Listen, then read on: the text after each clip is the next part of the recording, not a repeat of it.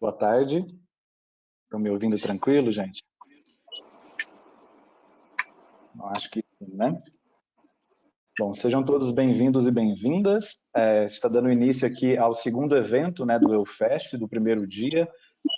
Hoje de manhã a gente já teve uma palestra super legal sobre o futuro do trabalho e agora a gente está começando esse segundo momento, mais como uma roda de conversa.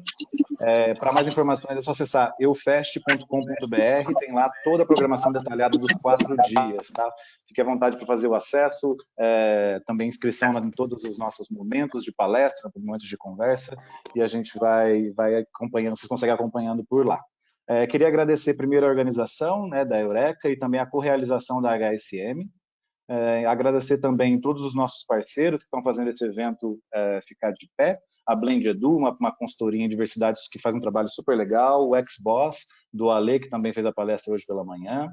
O Inova Consulting e o Tadashi Kadomoto, que também estão super apoiando e vão participar desse evento com a gente.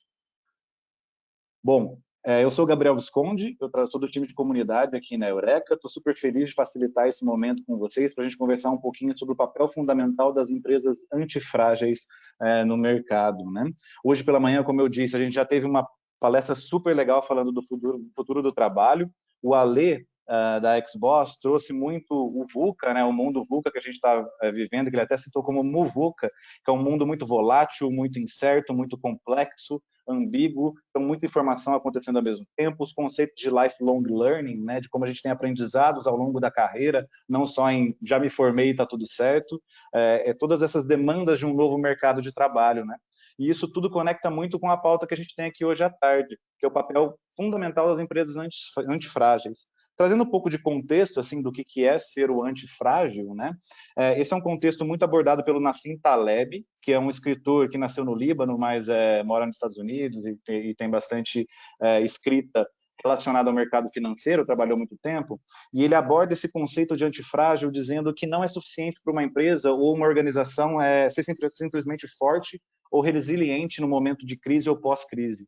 O antifrágil, né, que é o oposto de frágil, é como a gente usa esses momentos de caos, né, de inclareza, de incerteza, e traz um momento de aprendizado acima de tudo, né?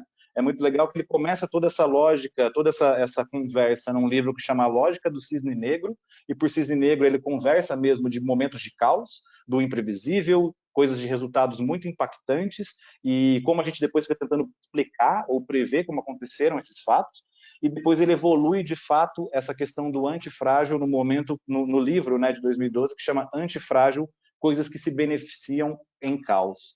Então a gente tenta trazer um pouco essa pauta, essa discussão da antifragilidade para dentro das empresas, né? E para isso a gente está trazendo duas pessoas, dois convidados super especiais, a Mariana Mancini, que é a Global HR Talent Consultant da Dow, e o Alan Campos, que ele não acho que não está aparecendo o vídeo dele ainda, mas ele está aqui nos ouvindo e vai participar, o diretor de Digital da divisão de Pharma da Novartis, né? Vou jogar a bola para vocês se apresentarem um pouco, Mari e Alan. Falando um pouco da experiência de vocês, fiquem à vontade para trazer o que vocês acham de legal, né, para se apresentar para o público que está ouvindo a gente. E também, se quiser trazer uma pequena reflexão para a gente dar um start aí nesse papo, do que significa ser antifrágil para vocês como pessoas no mercado de trabalho, né? Que posicionamentos pessoais para vocês são os posicionamentos de um antifrágil e como isso ajuda na construção, né, na co-construção de uma empresa que enfrenta, né, esses momentos com muita sabedoria de evolução. Só uma coisa, gente, eu citei aqui a palestra, né, da manhã, que a gente teve hoje pela manhã, todos os conteúdos que a gente está gravando de conversas, palestras e tudo mais vai estar disponível depois que acabar o evento. Então, depois dos 4 dias, né, na quinta-feira, finalizando o evento, a gente vai sumarizar tudo e mandar no e-mail para vocês com todos os conteúdos gravados, disponibilizados gratuitamente, e vocês vão ter acesso a tudo isso, tá? Tem muita pergunta chegando no chat com relação a isso, e fiquem à vontade para trazer isso para depois acessar todos os conteúdos. Bom, a introdução está feita. Mari, se quiser puxar para a gente se apresentando e respondendo essa primeira reflexão curta, fique à vontade. Tá joia. Escutam bem? Me escutam bem? Beleza. Boa tarde, pessoal. Em primeiro lugar, eu queria agradecer o convite de estar aqui. Acho que é uma honra, um prazer. Adoro falar com público jovem, então é muito gostoso. Eu sou a Mariana, o meu papel hoje dentro da DAO, eu sou diretora de Talent Acquisition dentro do Center Expertise. Né? Center Expertise costuma ser uma organização dentro da área de RH, que é a organização que é responsável por políticas, práticas, benchmarking. Né? Então, estou dentro dessa área como Talent Acquisition. O papel é global, né? Então eu fico aqui em São Paulo, mas eu tenho um escopo global, o que é uma coisa bastante divertida, porque é um caminho de carreira diferente, né? Normalmente as pessoas têm trabalhos mais locais, né? Ou então quem é global tem que se deslocar para a matriz, mas o meu caso a gente acomodou para fazer um trabalho global daqui de São Paulo. Eu sou engenheira de alimentos por formação. Eu fiz Unicamp há muitos anos atrás, não vou falar quantos, e eu comecei a carreira na área. Meu primeiro trabalho foi como trainee na Parmalat, né, porque a Parmalat existia ainda. Depois eu mudei para desenvolvimento de embalagens da Natura, e há 12 anos eu mudei para a DAO. Na DAO eu entrei ainda na área de embalagens, né, então eu entrei como desenvolvimento de embalagens para embalagens rígidas do negócio de plásticos da DAO.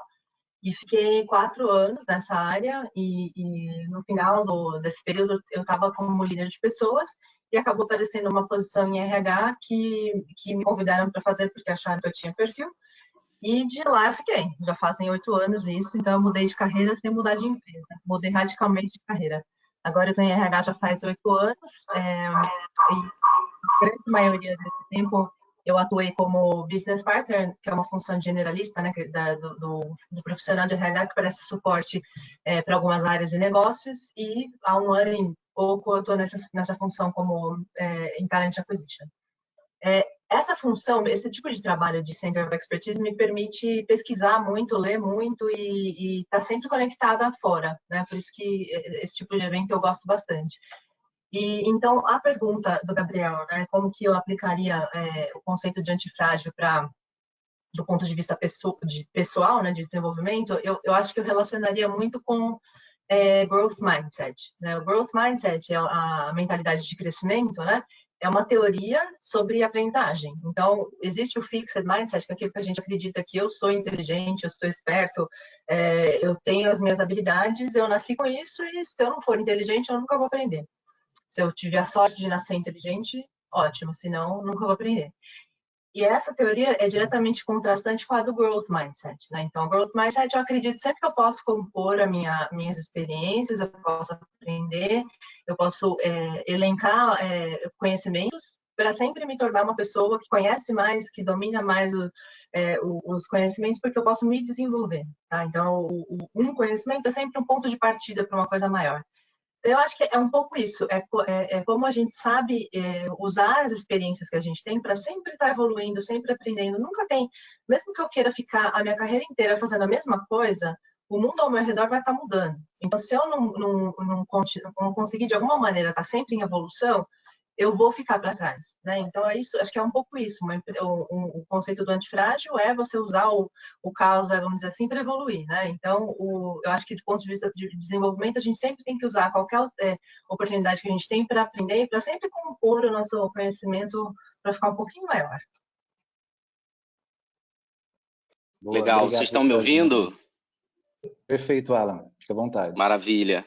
Bom, acho que o principal conceito do antifrágil, a gente está começando por esse tópico, a gente está sempre aprendendo, né? Eu aqui, um diretor de digital da Novartis, vou poder contar um pouquinho a história para vocês.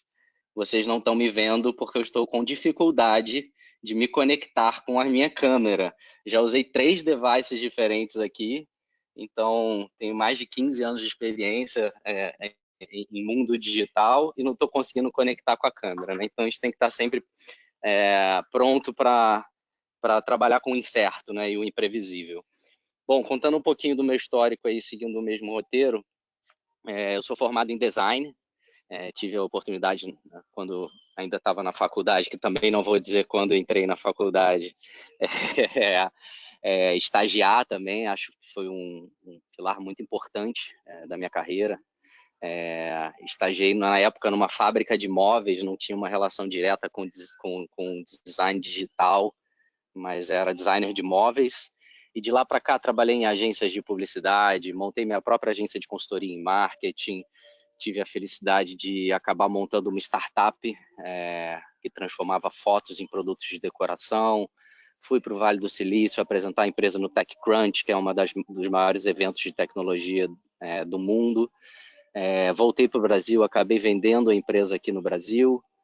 Me entrei no mundo corporativo, em processos de transformação digital de algumas companhias, como Nextel, DASA, e agora na Novartis como diretor de Digital e Estratégia. Então, o que eu pude aprender nessa trajetória com relação a antifrágil e toda a metodologia, todos esses desafios que eu fui enfrentando ao longo da minha carreira é se reinventar. E eu me inspiro muito na metodologia ágil, que fala mais do que seguir um plano, você tem que estar pronto para responder rápido a mudanças. Então, quando eu me formei, sequer existia a posição que eu assumi hoje, né? A posição que eu assumo hoje na Novartis. Não existia a cadeira de diretor de Digital, né? Me formei em 2003. Em 2003 não existia a cadeira de diretor de Digital, eu sequer sonhava que ia trabalhar com esse tipo de desafio. E a minha carreira foi se desenvolvendo e ao longo do caminho, mais do que seguir um plano, com tantos anos eu vou me casar, com tantos anos eu vou ser diretor de alguma coisa, eu fui respondendo à mudança e incrementando o meu aprendizado. Então, acho que fica como complemento bem legal aí do antifrágil, essa questão de, mais do que seguir um plano, responder rápido à mudança. Boa, com certeza. Obrigado por trazer, Alan. Acho que foi muito legal que vocês dois trouxeram na frase, né, a evolução rápida, né, de conseguir responder muito rápido às mudanças, né, e a questão de evolução, mas a não pontualidade da evolução, né, não é uma coisa necessária que você evolui aqui, tem um ponto que você cresce e depois está tudo bem, agora não, a evolução realmente ela é constante. E eu acho que isso conecta muito com uma ideia de tentar entender como as empresas se movimentam para serem antifrágeis, né? Porque o antifrágil não pode ser pontual também, porque como a própria teoria diz, né, fala que a antifragilidade ela é imprevisível, né? Então, com isso tem que ser um movimento de longo prazo e constante. Como que você se prepara, como é que você vai colocando tijolo a tijolo, para que se eventualmente uma coisa dessa, os riscos sejam minimizados e vocês passem da melhor maneira possível por uma crise dessas, né? E eu fico me perguntando, assim, que movimentos vocês atribuem, tanto na Dow como na Novartis, assim, como os movimentos que colocaram vocês um passo à frente, né? O que constrói isso ao longo do tempo, não na pontualidade, mas uma construção, uma visão, né, de longo prazo dentro das duas empresas, que faz vocês chegarem hoje de uma maneira um pouco mais estruturada para estar lidando com esse caos, né, para conseguir trazer inteligência e evolução no caos.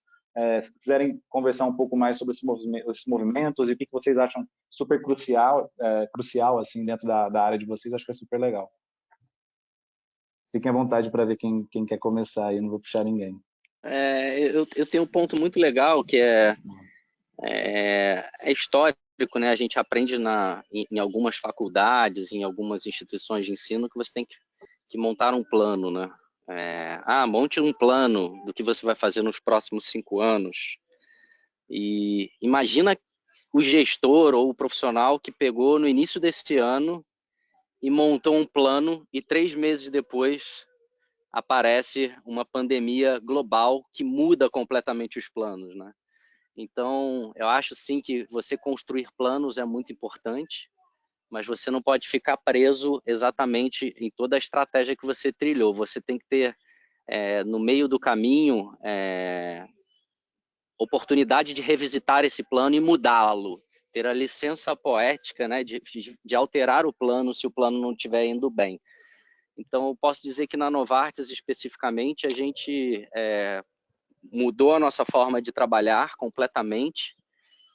Esse foi só um exemplo, que é a pandemia, mas diversos imprevistos acontecem ao longo da nossa vida e ao longo do ano, seja na nossa trajetória profissional, seja em algum plano que a gente traça de um final de semana, seja qualquer coisa. Então, a gente se reorganizou, a gente passou a ter reuniões todos os dias para traçar planos diferentes de acordo com a mudança que o meio ambiente estava impondo para a gente, que as pessoas não poderiam mais sair na rua, as pessoas não poderiam mais interagir. Então, todo o modelo de negócio da indústria farmacêutica foi impactado e todo o nosso jeito de trabalhar, por consequência, para a gente se adaptar a isso, foi impactado. E o que a gente tira é muito aprendizado. A gente aprendeu muito nesse período, e agora, para você ter uma ideia, a gente está falando em plano pós-Covid, né? O que a gente vai fazer quando o mundo começar a voltar a esse novo normal, que jamais será como antes, mas como vai ser esse novo normal? Como a gente se programa para isso? Então, é bastante esse tipo de adaptação que a gente está vivendo hoje dentro de casa. Do ponto de vista da Dow, a estratégia da empresa, a Dow é uma empresa de 140 anos, né? É uma multinacional americana da área química, então, assim, pensa no tipo de negócio mais tradicional que existe, mais com aversão a riscos, né? Então, é uma empresa bem característica nesse ponto. E a gente sempre teve um portfólio que ao longo do tempo, ele foi evoluindo muito, ele foi mudando muito. Então, em alguns momentos da história da Dow, o tipo de produto era bem commodity, depois era um tipo de produto mais especialidade, e com essa oscilação de portfólio, a estratégia de negócio sempre foi de mudar da água para o vinho. Eu sempre brinco que na Dow a única certeza que eu tenho é que amanhã é diferente de hoje, porque apesar de tudo, apesar de ser uma empresa conservadora, as coisas mudam muito rápido. E há 2 anos e pouco atrás, mais ou menos, a gente fez uma fusão com outra empresa muito parecida com a Dow, que era a DuPont, né? Então, Dow e DuPont, que eram 2 empresas muito parecidas em valor, se juntaram e se separaram em 3 diferentes empresas, né? Então, a empresa que eu estou hoje é o que sobrou da Dow, vamos dizer, né? Do ponto de vista de ciência de materiais. Então, agora, com essa fusão com a DuPont, a gente pegou um portfólio da DuPont que tinha muito a ver com as nossas áreas de fortaleza, né, da Dow, e com isso a gente está conseguindo ter uma estratégia muito mais sustentável e mais estável, vamos dizer assim, do ponto de vista de negócios, do ponto de vista de planejamento, né? Eu falo tudo isso porque nos últimos anos a Dow tem reforçado muito a questão de ter caixa, né, disponível. Então a gente tem o fluxo de caixa, né? Então a gente teve todas as estratégias e táticas dos últimos anos foram para a gente ficar bem com caixa. O que numa hora como essa, que os negócios claramente diminuíram, é fundamental. Então, isso deu uma estabilidade para a Dow e uma margem de manobra muito importante para a gente conseguir. A Dow mudou algumas plantas para produzir álcool gel no mundo inteiro. A Dow não produz produto final, né? A gente produz insumo para a indústria.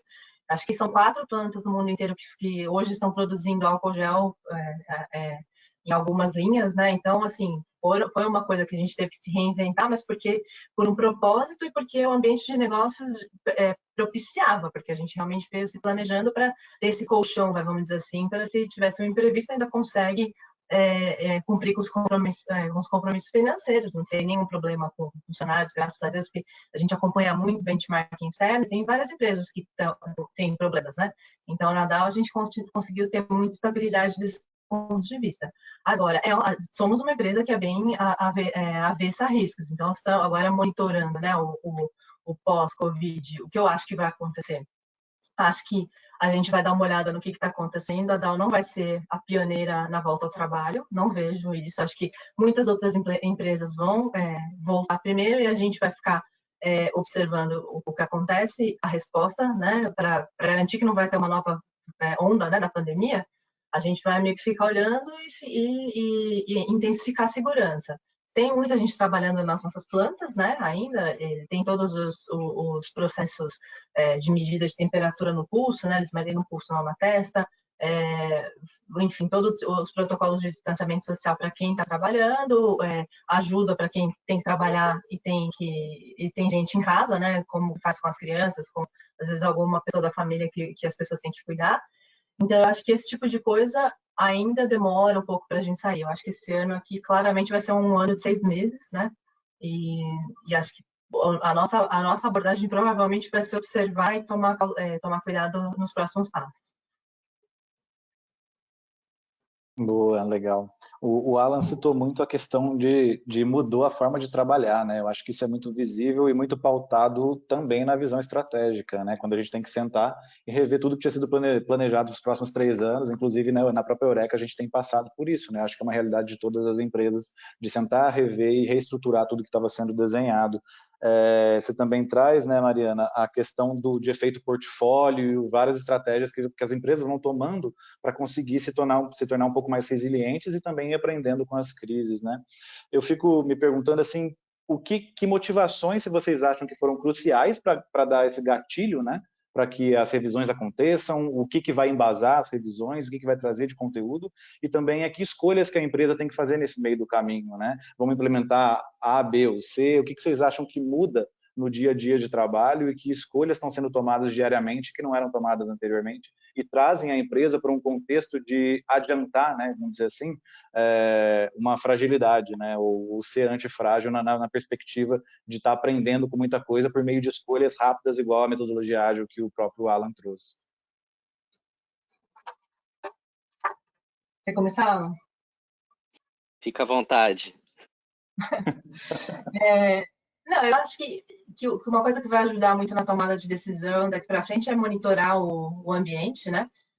Tem algumas coisas interessantes para a gente aprender com a pandemia, como, por exemplo, todo mundo é igual, né? Não tem...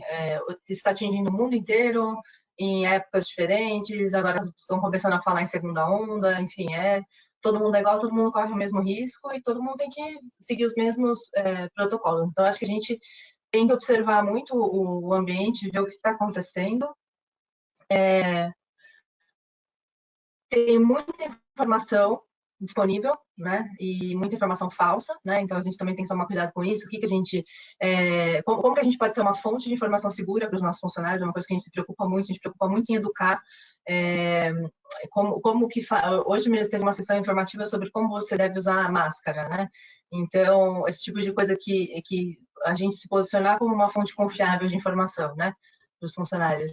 E acho que sempre pensar, o nosso objetivo principal tem que ser manter todo mundo seguro, né? Todos os funcionários e todo mundo das comunidades do entorno de onde a gente trabalha. Então, todas as decisões realmente acho que tem que ser pautadas por isso, segurança e continuidade de negócios, porque também tem a questão é uma pandemia, afeta a saúde, claro, mas está afetando a economia, como a gente escuta todos os dias nos jornais, e é uma coisa que afeta também do ponto de vista social, né? Todo mundo em casa, né? A gente não tá... Quem aqui não tá com saudades da família, né? De ter essa interação, criança na escola... Criança não ir à escola não perde só conteúdo, né? Perde um monte de coisa de socialização também. Então, acho que, enfim, de novo, observar bastante e tomar cautela nas decisões. Aqui não foi muito diferente. Um dos principais pilares é realmente a segurança, acho que para todas as empresas. Então, e aí pensar isso em várias dimensões, né? Tem a dimensão do colaborador que está trabalhando, tem a dimensão do laboratório que cria o medicamento e várias outras dimensões. E além da segurança tem o nosso propósito como negócio, que é melhorar e dar qualidade de vida para as pessoas através das inovações de medicamentos que a gente cria, né? Como que eu vou continuar permitindo que o paciente tenha acesso ao medicamento e que o médico tenha acesso às informações do que há de novo de tratamento no mercado, né? Se eu não posso visitar o médico e se o paciente sequer, muitas vezes, pode ir à farmácia ou pode ir ao médico para receber uma prescrição do medicamento. Então, baseado nesse propósito de melhorar a vida das pessoas, a gente teve que se reinventar. Se reinventar em como que número um, como que eu ajudo o médico nesse momento? Será que os médicos que prescrevem o meu medicamento e eventualmente até os que não prescrevem estão atendendo seus pacientes ou não estão? No caso de não estar atendendo seus pacientes, como é que eu faço o medicamento chegar? Enfim, não vou entrar em detalhes do mundo da farma, mas a gente teve que repensar completamente o nosso modelo de negócio. Então, hoje a gente está muito mais próximo de médicos e pacientes, obviamente usando ferramentas digitais, para entender suas necessidades, número um, né? Então, para quem não conhece a indústria farmacêutica, por padrão, existe o papel do visitador médico, que é o profissional que entende daquele medicamento, que sabe a melhoria que aquele medicamento pode trazer para a vida de uma pessoa, e ele vai até o médico levar esses estudos científicos, né? E agora, ele não indo até o médico, como que o médico tem acesso a essa informação? Então, tudo isso a gente teve que repensar. Legal, Alan. Legal que você entrou num aspecto que eu estava aqui anotando para ser a próxima pergunta, que é como que isso vai descendo para o tático no dia a dia, né? Porque a gente vem desde uma visão que vai sendo alterada lá do longo prazo, né, do médio, na verdade, ali dos 4, 5 anos, e isso vai desencadeando no tático em várias ações que a gente tem que implementar e mudar o jeito que a empresa opera, né? Acho legal até você citar que é uma a adaptação da indústria farmacêutica à orientação do usuário, né? No digital é muito comum a gente já fazer a prototipação, né? E trazer o digital e o usuário para dentro de casa para conseguir prototipar, né? E é legal ver a indústria farmacêutica bebendo um pouco disso. Pensando muito na conexão disso tudo com as pessoas, acho que eu tenho uma pergunta um pouquinho mais direcionada para você, Ala, de entender um pouco essa questão do digital. Depois eu tenho uma quase igual, mas direcionada para o mundo dos recursos humanos para a Mari. Alan, o que mudou no tático, assim, até pensando muito que a área de digital ter que dar muito suporte para a operacionalização virtual, né, as pessoas fazendo home office, prezando pela segurança, como você mesmo trouxe, né, que projetos de tecnologia estão sendo acelerados, o que está sendo priorizado e como que isso muda mesmo o dia a dia de operação do tático de um time de digital numa empresa do tamanho da Novartis. Assim.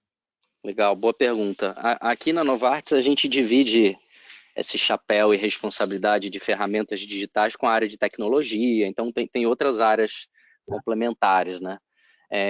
A área de tecnologia teve, do ponto de vista tático, que acelerar um projeto que era colocar uma plataforma de reuniões virtuais, né? Melhor do que a gente tinha anteriormente. Então estava previsto para entrar em outubro, novembro, essa ferramenta para todos e o rollout, ou seja, o lançamento dessa ferramenta foi antecipado, aconteceu no mês de março, e isso foi uma das coisas táticas que aconteceram. Do ponto de vista do time de digital especificamente, aqui na Novartis, o nosso time é muito focado no que a gente chama de jornada do médico e jornada do paciente. Jornada nada mais é do que o passo a passo que aquele médico tem no dia a dia dele, e a jornada do paciente é o passo a passo que o paciente tem no dia dele no tratamento de uma doença específica. Essa jornada ela foi completamente reescrita, né? Então, um paciente que tinha determinado sintoma, que geralmente pesquisava no Google, chegava até alguma informação, pesquisava um médico daquela especialidade. Por exemplo, eu tenho dor de cabeça. Tenho uma dor de cabeça muito forte, eu não sei o que é. Converso com os amigos, vou no Google, pesquiso o que é, vou a um médico, aí o médico me diz que eu tenho que ir num neurologista, eu vou a um médico especialista, esse médico entende a minha doença, etc. Essa jornada, esse passo a passo que eu acabei de contar, mudou completamente, porque muitos médicos não estão atendendo, então muita informação teve que ir para o mundo digital. Então, projetos antecipados, não só do mundo farmacêutico, mas no cuidado da saúde como um todo. Ferramentas de telemedicina, né? O governo aprovando às pressas o uso da telemedicina para que médicos pudessem usar. Isso impacta o nosso negócio muito positivamente, porque eu posso encontrar um paciente que está eventualmente parecendo que está com uma patologia e eu falar, fala com esse médico aqui, e indico automaticamente a telemedicina para ele. Eu acho que a sociedade como um todo, além de aprender, além de mudar muito, a área de cuidado da saúde como um todo vai mudar muito nos próximos 2, 3 anos por causa dessa pandemia. Então, o mundo vai se preparar para futuras pandemias, a informação de saúde das pessoas vai estar muito mais organizada. Para pensar, eu aos 15 anos eu tive uma doença, enfim, uma doença normal, como uma inflamação renal. E depois, daí em diante, aos 15 anos de idade até hoje, todo médico que eu vou para dizer que eu tenho alguma dor de cabeça ou alguma coisa, eu conto o meu histórico médico para esse médico. Eu conto tudo que aconteceu na minha vida.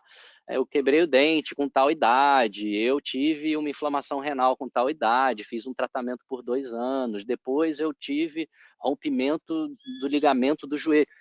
Isso tinha que estar em algum Google Drive, em algum lugar, na minha carteira virtual de saúde, essas informações, e hoje não é assim. 50% dos atendimentos médicos no Brasil são feitos em papel, né? A prescrição do médico é num papel. Pouquíssimos médicos utilizam ferramentas eletrônicas para automatizar seu consultório. Então, as informações estão espalhadas por aí, não estão organizadas. Então, existe um esforço global de organizar isso. Isso vai melhorar o cuidado da saúde que as empresas vão ter com as pessoas, entendeu? Então, planos de saúde, hospitais, clínicas, laboratórios, indústria farmacêutica, todo mundo está se reinventando. Uma coisa que mudou bastante foi a percepção da sociedade com relação à indústria farmacêutica, né? Existem aí muitas fake news dizendo que a indústria maltrata animais, que a indústria cria a doença para depois vir com a cura da doença, com remédio. E hoje foi muito claro todo mundo olhar para as indústrias farmacêuticas e falar, e aí, quando é que vem uma vacina? Né? Ninguém vem dizer, você vai proteger os animais na criação. Não, o pessoal não quer nem saber o que a indústria vai fazer, mas quer uma vacina. Né? Então, isso valorizou muito e trouxe de volta a esperança da sociedade na indústria, que sempre estava focada realmente no propósito de melhorar a vida das pessoas, mas a sociedade não via esse valor. Né? Então, agora as pessoas estão vendo esse valor, e isso mudou muito o nosso trabalho no dia a dia. A gente já sempre foi muito focado nesse propósito de melhorar a vida das pessoas, mas agora a gente vê uma sociedade que está vendo que a gente realmente faz isso, que é genuíno. Muito legal, muito legal. Essa palavrinha foi bem trabalhada hoje de manhã na palestra, a palavrinha do propósito e de como as pessoas estão enxergando a capacidade do trabalho, né? A mudança do modo como a gente enxerga o trabalho pautado pelo propósito, eu acho que já não é mais novidade para ninguém. Eu fico pensando muito, Mariana, como que isso impacta o seu dia a dia, né, na cadeira de recursos humanos, porque ser antifrágil, né, estar preparado para momentos de crise e aprender com eles é uma mudança de comportamento tanto pessoal, né, de cada indivíduo que compõe a organização, como uma própria mudança de cultura organizacional ou qualquer outra coisa que passe por um suporte da empresa para desenvolvimento das pessoas e compreensão do que está acontecendo com ela, né?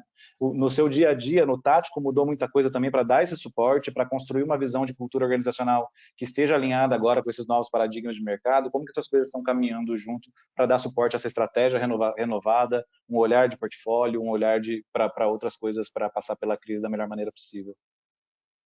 Eu acho que toda a área de RH da Aral, a gente parou o que estava fazendo, vocês estavam falando lá de fazer, estabelecer as prioridades de 3 anos, em 3 anos elas mudarem completamente.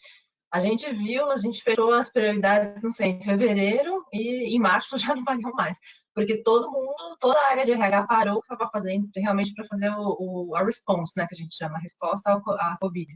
Então, assim, tem muitas coisas em relação e isso, sim, agora imediatamente vai passar pela crise, né? Então, a questão de remuneração, benefício, licença, como que você contrata, como que você demite, como que você faz o onboarding de pessoas, né, durante a crise, né? E aí depois evolui um pouco para a questão de inclusão, como que a gente continua incluindo pessoas na crise, e aí agora os olhares começam a se voltar para a volta ao trabalho, né? Então, como é que vai ser a volta ao trabalho? Vai depender das legislações locais, claro, e aí cada escritório vai ter vai ter sua particularidade, planta, enfim, né? Mas eu acho que uma coisa que a gente está tentando fazer como RH é entender que oportunidade que nós estamos tendo agora como função, né? Que realmente essa é uma crise, como eu falei antes, ela é uma crise social, econômica, humanitária, né? O que for. Então, assim, realmente para as empresas agora o RH pode fazer um papel muito assim, de vamos ajudar a usar tudo isso que a gente está vivendo agora para aprender, né, ao ponto da questão da empresa antiágil, né, para aprender para a gente se fortalecer cada vez mais, a gente ter resiliência, né. Então, acho que tem algumas oportunidades que a gente está identificando. Por exemplo, a questão de trabalho remoto. Hoje, 70% da organização da DAO está trabalhando de casa, né, e, assim, não era uma coisa que a gente sonhava em ter, né, o alarme, não é uma coisa que a gente sonhava em fazer, mas aconteceu, né? Assim como a maioria das empresas. De novo, a empresa tradicional, a gente sempre coloca todos os aspectos legais na frente de tudo para tomar uma decisão. Então, a gente era bem conservador em relação a home office. A gente sempre foi de conceder, mas né, concedia de maneira conservadora. E agora está todo mundo e está funcionando. Então, assim, aquela coisa da gente falava de digitalização, e ela veio e aconteceu. A gente tinha as ferramentas já, a gente só está usando uma potência máxima. Dá para voltar atrás nisso? Eu acho que se a gente quiser voltar muito atrás, a gente vai ter uma greve, né?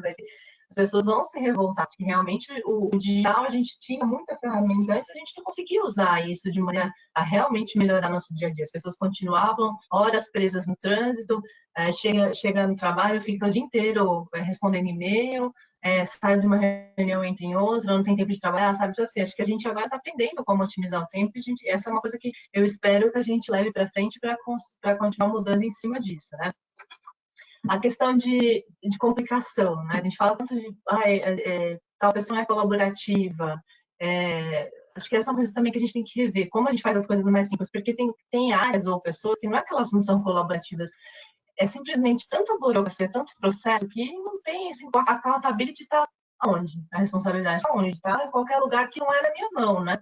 Então, essa é uma coisa. A gente realmente aproveitar que a gente está vendo os times interagirem de maneira totalmente diferente, fazendo as coisas acontecer, para exercitar essa questão do desapego da accountability, né? Então, cada um tem que ter, ser mesmo responsável pelas decisões que tem que tomar na sua esfera, tem que descer isso cada vez mais.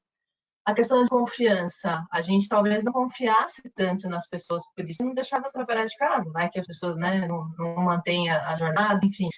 Agora, a gente está tendo que confiar e a gente fica perto das pessoas, e não fica perto para controlar, mas fica perto para saber se elas estão bem, se o arranjo está funcionando, se elas estão precisando de algum apoio, se tem algum familiar na família, alguma pessoa no círculo próximo dela que está doente, se ela precisa de alguma ajuda. A gente está perto porque estamos todos vivendo a mesma situação. Acho que é um momento que está todo mundo muito aberto, né, a aprender um com o outro. Então, com isso, a gente causa... As pessoas percebem que a gente está mais perto deles e elas se sentem mais engajadas. É uma coisa curiosa, né? O funcionário, ele se engaja mais porque ele percebe que a empresa está prestando mais atenção nele. A gente presta mais atenção nele porque a gente tem medo de errar, a gente nunca viveu uma situação dessa e francamente, quem está controlando a empresa está passando por isso, de novo, né? Todo mundo é igual perante o vírus, né? Todo mundo tem a mesma chance de pegar a doença. Então, realmente, a gente está muito igual e estamos trabalhando como iguais, né? E com tudo isso, eu acho que para mim o que fica mais assim que a gente tem que continuar trabalhando é a questão de aprendizagem mesmo, né? Que a gente tem lá, se você for olhar o seu plano de desenvolvimento que você fez no ano passado, será que ainda está valendo hoje? Será que você colocou lá os skills que você tinha que desenvolver? Talvez você tivesse colocado pensando no próximo role, né? No trabalho que você queira, assim, que estava meio alinhado para você. Mas olhando tudo isso que está acontecendo agora, será que os skills que você identificou, as habilidades, é o que realmente vai te trazer a resiliência, a habilidade de aprender com o contexto, a habilidade de aplicar o que você aprendeu nos futuros problemas, não sei? Será que está valendo, né? Então, assim, convido todo mundo a realmente refletir se as reflexões recentes ainda estão valendo, porque todo mundo está vivendo um período sem precedente e a gente tem que reconhecer isso. Sim, sem dúvida. E é legal que você trouxe a parte tanto da liderança, né, e das habilidades, quanto de assumir, né, a responsabilidade, né, o accountability que você traz. E foram duas perguntas que eu vou puxar aqui que o pessoal mandou e já vou aproveitar porque eu acho que elas estão super casando com esse papo que a gente está tendo. A primeira é do Francisco Bento, que ele diz: oi, boa tarde. Tem uma pergunta para a Mariana e para o Alan. Quais as principais skills de liderança que vocês consideram fundamentais e que vocês tiveram que utilizar para serem agentes de mudança frente a esse caos? Está muito alinhada com o que vocês vêm puxando, né? Para mim, assim, a primeira questão é a confiança mesmo, né? Como que eu exerço confiança no meu time, realmente, delegando, estando perto mais, dependendo da pessoa, estou mais perto, mais junto ou menos junto, né? E como que eu me transformo em confiável para eles, né? Então, eles também eu tenho que passar a sensação para eles de que se eu estou ali ouvindo eles, realmente eu estou ouvindo, né? Então, acho que isso é uma coisa que catalisa muito a liderança. Flexibilidade, né? Então, assim, 99% dos calls que eu faço durante o dia de trabalho aparece os meus filhos aqui hoje. Agora eu tranquei a porta dos para eles não entrarem. Mas eles aparecem em todos os calls, assim como os filhos de todo mundo aparecem, né? Então, se a gente começar a estressar com isso, eu começar a brigar com as crianças, eles têm 6 e 3 anos, né? Então, vai dar, o ambiente familiar vai virar um caos. Então, eu tenho que ser flexível com isso, as pessoas que estão lidando comigo têm que ser flexíveis também. E eu, obviamente, tenho que entender que isso vai acontecer com todo mundo, não é só comigo, né? Então, acho que flexibilidade, saber usar dessa empatia coletiva aí para a gente entender até de uma maneira ou de outra se aproximar mais das pessoas. Mas eu acho que os grandes que mudam o jogo, eu acho que é empatia, flexibilidade e a questão da aprendizagem, né, que eu já falei. Hoje eu até li uma frase de manhã que eu achei curioso, que CEO hoje em dia é o Chief Empathy Officer, não é Chief Executive Officer. Acho que nessa pandemia essa designação cai bem. Acho legal que esse exercício... Desculpa, Alan. Mas só para comentar que eu acho legal esse exercício de entender que o trabalho não está mais tão desacoplado da vida pessoal, né? E trouxe isso muito para a Não. realidade, que é uma coisa que a gente já estava sendo provocado a refletir. Eu acho que toda essa crise acelera muito essa reflexão, porque realmente não está, né? A pessoa que está ali trabalhando é a mesma que está tendo qualquer outro tipo de situação em outro ambiente. Por favor, Eu Alex, acho desculpa. que a Mariana tocou em todos os pontos. Eu só queria reforçar um dos pontos que ela mencionou, que para mim foi o principal skill que é importante ter nesse momento. Ela falou algumas vezes, mas eu preciso enfatizar que é realmente a empatia. Então, só complementando, cada um reage a uma pandemia como essa de um jeito. Tem gente que tem filho em casa e é casado, e é ele, a esposa e o filho. E a esposa também trabalha às 8 horas do dia. Quem fica com o filho de 2 anos de idade? Então você tem que ter empatia de entender que algumas pessoas vão ter um impacto maior no trabalho. Então os dois estão em home office, os dois trabalhando e não tem ninguém segurando a criança no colo, tem algo errado. Né? Então, entender que do outro lado tem um ser humano com angústias, com necessidades, com dúvidas, é muito importante para você se colocar no lugar do outro e ver que tipo de plano de ação você pode traçar. Sem dúvida, muito legal. Uma outra pergunta aqui da Giovanna Filipov é como vocês aplicariam o conceito atual e seu repertório para lidar com o novo e mudar problemas na empresa que trabalha sendo apenas um estagiário? Então, acho que tem um pouco da confiança, né? E como que essa confiança permite que em qualquer nível da empresa, vamos dizer assim, de hierarquia, seja permeável uma inovação ou uma execução, qualquer coisa do tipo, assim. Eu apenas estagiário, acho que você pode mudar esse termo, Giovana, porque vocês não imaginam quanto a gente aprende com vocês, porque realmente vocês trazem uma perspectiva de quem está fora, né, daquele ambiente corporativo.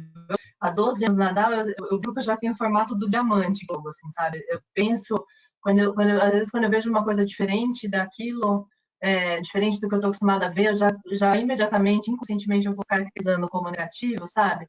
Então, é aquela coisa de vocês têm um papel muito importante de trazer o novo, trazer a falta de preconceito, vamos dizer assim, para quem já está nas organizações. Né? Então, eu acho que vocês são uma geração que tem mais intimidade com as ferramentas digitais do que a minha, né? Com certeza. Vocês cresceram em um contexto diferente, então vocês têm tudo isso que a gente lê, né? Como características da geração millennial, da geração Z, vocês têm e vocês podem, de maneira respeitosa, claro, fazer um quando vocês verem alguma coisa que não é legal. Então, olha, eu acho que essa abordagem aqui, a solução desse problema, está muito parecida com o que a gente estava vivendo antes da crise.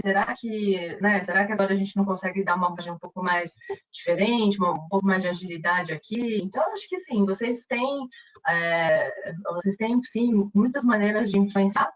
E eu uso o ângulo de visão que vocês têm, que ainda tem academia, né, sustentando de um lado, para realmente fazer umas provocações e trazer mais para a realidade que vocês estão mais aí do que a gente.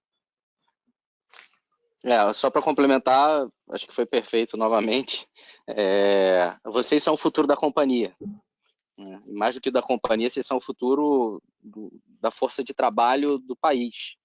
Então, qualquer visão que você trouxer como futuro da companhia, como futuro do que fazer, como uma visão inovadora que vai somar, não importa se você está em qual posição você está. Legal. Às vezes eu trabalho com alguns estagiários e eu fico pensando, gente, como pode? Essas pessoas devem ter experiência de outras vidas, assim, porque às vezes você tem uma noção, uma intuição mesmo de como navegar numa organização que eu nessa idade não tinha. Então, eu acho que é resultado das coleções de experiências que vocês estão tendo, né? Os pais de vocês viveram coisas totalmente diferentes do que os meus pais. Então, assim, tenham mais confiança de que vocês estão entrando porque são as pessoas que a gente precisa. Boa. Entrando na reta final aqui, tem mais uma perguntinha do público, a última, do Salvador Lúcio Filho, que é muito legal sobre acessibilidade, né? Embora muitos de nós tenham acesso à internet, ficou claro com a pandemia que as diferenças sociais, inclusive no acesso à internet, ainda é muito cara no Brasil, e num contexto como esse que vivemos, algo precisa ser feito. O que vocês sugerem para quem detém esse poder sobre o mercado ou para que isso torne mais público, popular e disponível a todos, né? Como que a gente pode enxergar isso como uma oportunidade de aumento de acessibilidade para que as oportunidades tenham equidade? Do ponto de vista da Novart, como eu falei novamente, a gente usou de muita empatia. Então, algumas posições específicas, a gente pagou pacote de internet para a casa desse profissional, para ele passar a ter acesso, né? A gente mandou computador para a casa das pessoas que não tinham laptop, notebook na empresa. Então, a gente estendeu para 100% da nossa força de trabalho notebook e pagou internet para algumas pessoas específicas terem acesso. Eu acho que isso extrapola, existem programas do governo de acessibilidade, existem outras coisas, se a Mariana quiser complementar também com alguma resposta, mas do ponto de vista da Novartis, a gente se preocupou muito com cada colaborador para garantir que eles continuassem tendo a possibilidade de continuar trabalhando. E aqueles que não tinham a possibilidade, a gente inclusive deu uma bolsa, na verdade, uma licença remunerada de 12 dias. Então, você tem um filho, não está conseguindo trabalhar nesse período, toma aí uma licença. A gente não adiantou férias, a gente não deu férias, porque a gente acredita que é injusto com um profissional ele tirar férias sem poder gozar de viajar e de realmente desfrutar das férias, ficar preso dentro de casa. E também muitas vezes eles precisam desse tempo para. Eles vão precisar das férias depois, quando os filhos estão de férias, né? Porque os filhos não estão de férias hoje. Não, na DAO a abordagem tem sido muito parecida. Acho que também a grande chave aí é que todo mundo precisa. Eu tenho uma estrutura boa em casa, eu trabalho bastante de casa, mas a semana passada teve 2 dias que a net não funcionou no meu prédio. Então, assim, 2 dias que eu fiquei dependendo do celular, quando ele funcionava, qual o dia inteiro. Então, assim, foram 2 dias super prejudicados. Eu avisei todo mundo que trabalha comigo e eu, assim, teve uma hora que eu até tentei roubar a internet de alguém, assim, porque eu estava tão desesperada que eu precisava fazer. Mas, enfim, eu espero que os meus filhos cresçam num mundo com internet grátis, disponível em antena, assim, no mundo inteiro. Não sei se está muito longe isso, Alan, mas espero que a gente caminhe por aí. Boa. Exato. Só uma última perguntinha para a gente caminhar para o final, então. O Alan citou uma coisa que é muito legal lá no começo, que é até um artigo que a Harvard Business Review publicou recentemente, se os líderes têm uma visão clara do futuro pós-Covid, né? A gente já está olhando para frente e desenhando estratégias que coloquem a gente como negócio, ou como empresa, ou como sociedade, num patamar legal para a gente ter uma retomada acelerada, né? E eu fico me perguntando, então, para vocês, o que é agora o futuro, né?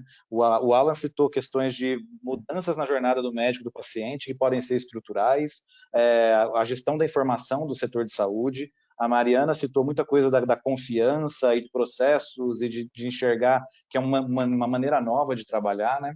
O que vocês enxergam como conjunturais, coisas que estão sendo adaptadas agora, e coisas que os líderes têm que ter como visão de futuro para qualquer negócio, assim. Se puderem trazer uma reflexão sobre isso, acho que vai ser super legal para a gente encerrar. A visão que a gente montou foi muito estruturada em 3 ou 4 etapas, né? Como vai ser o primeiro mês pós-Covid, o primeiro quarter, né? O primeiro trimestre pós-Covid, o primeiro ano pós-Covid. E uma coisa que, além dessas 3 etapas, 3, 4 etapas, eventualmente, a gente também colocou em dimensões, né? Como é que vai ser a dimensão do governo pós-Covid? Vai ter crise econômica? O governo vai querer, porque o governo paga muito tratamento, muito medicamento, né? Tem o SUS que paga muitos tratamentos. Então, qual vai ser a visão do governo? Ele vai querer investir mais em infraestrutura e vai investir menos em medicamento? Como é que vai ser para o médico? Como vai ser para o paciente? Como vai ser para os planos de saúde, os hospitais, etc.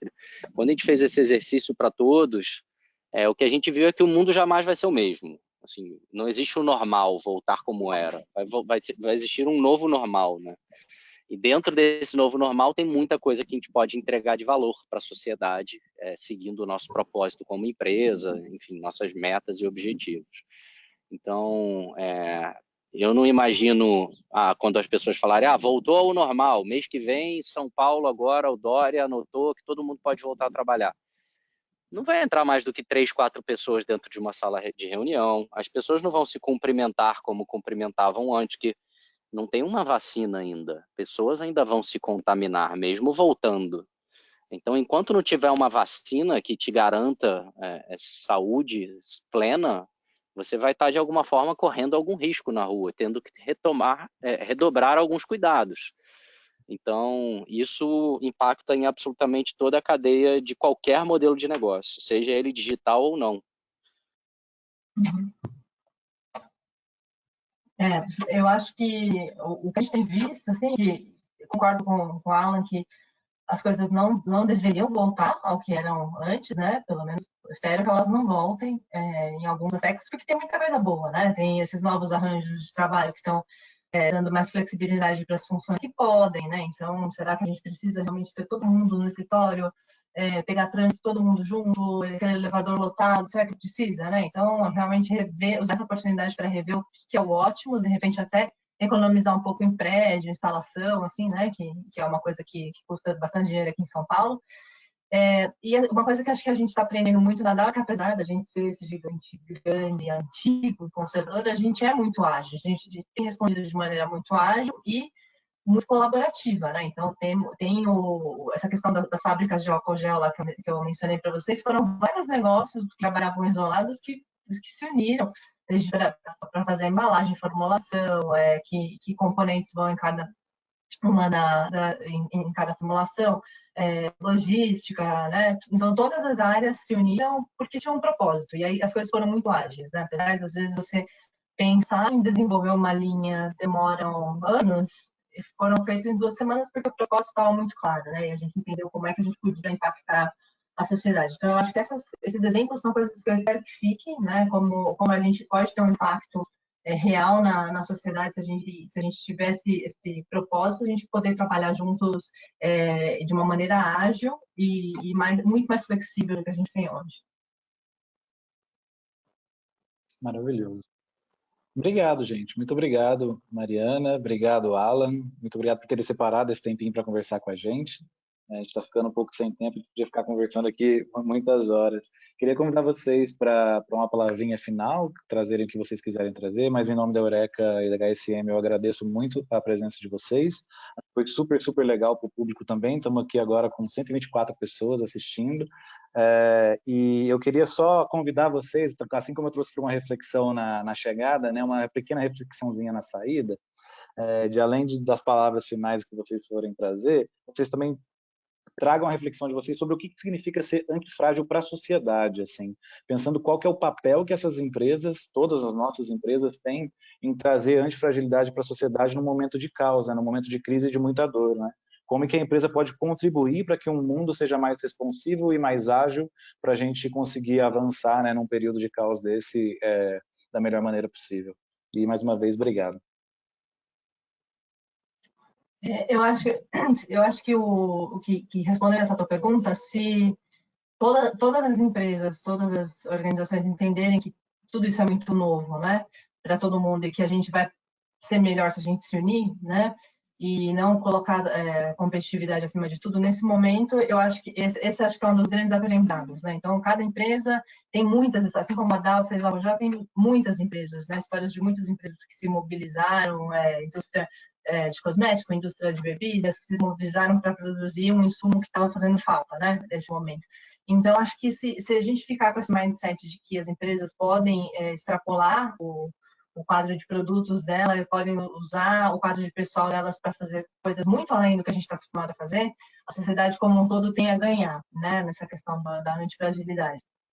E eu acho que o que eu falo de final aqui para reflexão é que, assim, eu tenho pensado muito nisso, né? Como essa questão de ficar isolado em casa é cansativo, né? Às vezes a gente fica, queria muito sair, eu tenho 2 filhos pequenos, então às vezes a minha casa é igual enxugar gelo, assim, a gente não consegue arrumar, não consegue limpar, às vezes é infernal mesmo, e tudo isso tem que se trabalhar, né? Mas, assim, ao mesmo tempo, eu brinco que eu tô isolada em casa com as pessoas que eu mais amo, né? Então não posso reclamar. Eu tenho estrutura, eu consigo trabalhar, tenho meu salário que não mudou, né? Então não posso reclamar. E, assim, tem uma coisa que é quase libertador de estar preso em casa, que é você não ter que tomar aquelas milhões de pequenas decisões todo dia, sabe? Que roupa que eu vou, que horas que eu vou sair, que são coisas assim que a gente não tá a gente faz tudo, quase tudo no automático, mas que quando você soma tudo, drena bastante energia, né? Então, agora que a gente não tem que fazer tudo isso, é meio que você tem mais tempo, é um milagre. A gente tem mais tempo para fazer algumas outras coisas que a gente não, no dia a dia, aquela correria, o horário das crianças, o nosso horário, a gente não consegue fazer.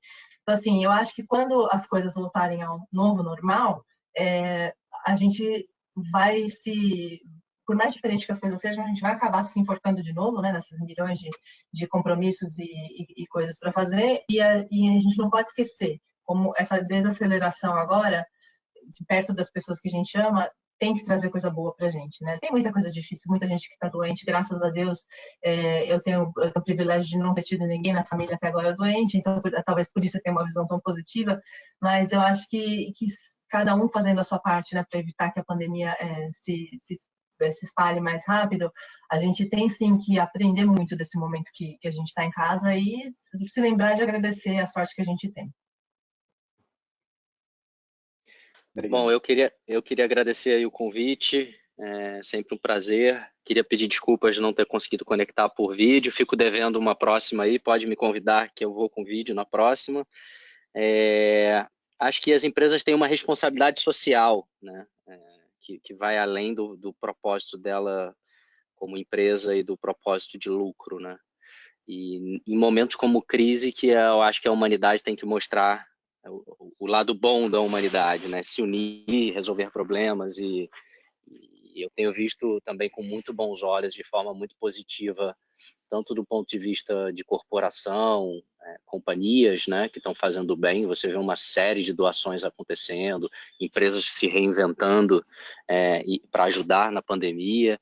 E do ponto de vista pessoal também, não adianta pirar. Não é uma corrida de 100 metros, é uma maratona que a gente está vivendo. Ainda vai demorar um tempinho para as coisas voltarem, tenha paciência. Procure se dedicar para fazer coisas que você acha que vai... Procure aprender algo novo. Eu, por exemplo, me mostrei um talento na cozinha. Eu olhei um tutorial no YouTube e eu ontem cortei o meu próprio cabelo sozinho, sem ajuda de ninguém. Uma loucura. Ficou meio torto atrás, mas eu não estou vendo, eu estou feliz. Então, procure pegar o seu tempo para tentar aprender algo novo, sabe? Eu acho isso muito importante. As empresas estão fazendo isso, né? Estão aprendendo o jeito novo de fazer as coisas. Eu acho que nós, como seres humanos, aí fica essa dica de procure se desafiar e aprender algo novo nesse período, porque a gente tem que estar com nossa inteligência emocional, nosso cérebro, nossa mente muito no lugar nesse momento, muito sereno. Senão qualquer um pira ficar preso, né, esse tempo todo. Então, acho que isso. E novamente, obrigado pelo convite.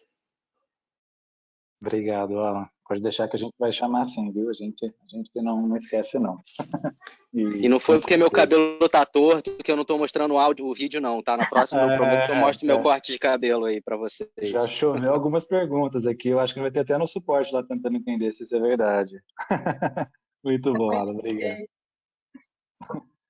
Tô resistente ainda a raspar o meu, mas acho que vai ser necessário. Bom, gente, mais uma vez, obrigado a todo mundo que assistiu e esteve com a gente aí no papel fundamental das empresas antifrágeis. Trazer alguns recadinhos para vocês. Hoje, às 17 horas, temos o Mundo Pós-Covid, com o Luiz Rasquilha, o CEO da Inova Consulting. Então, ele vai trazer toda uma conversa sobre o mundo pós-Covid, super legal. Logo menos, aqui 2 horinhas, tem um break aí para tomar uma água. Agradecer de novo os nossos parceiros, a Blend Edu, XBoss, Inova Consulting e Tadashi Kadomoto. E também temos um outro parceiro que a gente está apoiando, que é o Perifa Protegida. Tem esse linkzinho aí do Bit.ly, tem também o QR Code, só escanear para fazer uma doação para mudar a realidade, tá? A gente, como Eureka e aqui no EUFest, a gente está apoiando oficialmente esse projeto, que é super legal. Mais uma vez, obrigado, gente. O conteúdo vai estar disponível 100% online depois. Vocês podem acessar gratuitamente todas as palestras, tudo que for utilizado aqui. A gente só pede para esperar um pouquinho, que a gente vai encerrar o evento e no final dos 4 dias a gente compartilha tudo junto de uma vez só. Tá bom? Mariana, Alan, obrigado mais uma vez. Obrigado também o pessoal aí da Traduz Libras, que ajudou a gente com a tradução em tempo real, em Libras. Super fundamental também para a nossa acessibilidade. Gente, até mais. 17 horas tem mais e temos 4 horas de evento. eufest.com.br, vocês podem acessar para ver toda a programação. Valeu. Tchau, tchau. Obrigada. Tchau, tchau.